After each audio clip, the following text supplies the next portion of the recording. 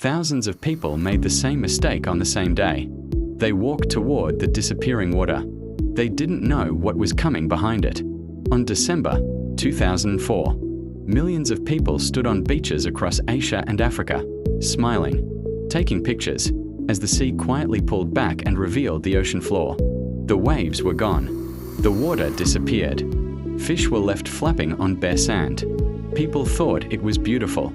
They didn't know it was the last warning they would ever get, because the ocean wasn't leaving. It was loading. Moments earlier, one of the most powerful earthquakes in human history, magnitude 9.1 to 9.3, ripped open the seafloor off the coast of Sumatra, Indonesia. The Indo-Australian tectonic plate suddenly shoved itself beneath the Eurasian plate. The seabed lifted. The earth shook for nearly 10 minutes, and an unimaginable volume of water was displaced in an instant. That water had to go somewhere. It went everywhere. Across the Indian Ocean, an invisible wall of energy raced outward faster than a jet.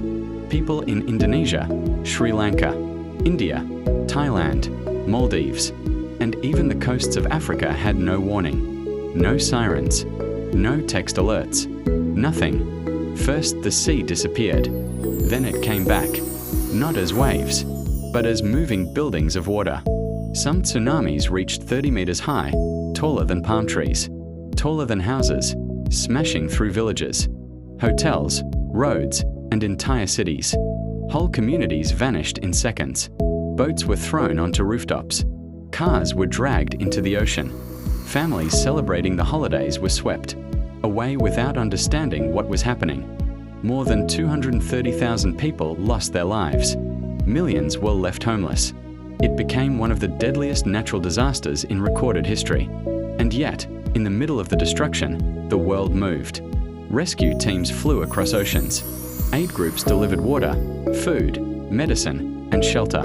Countries that had never spoken to each other worked side by side in the largest humanitarian relief effort the world had ever seen. Out of tragedy came change.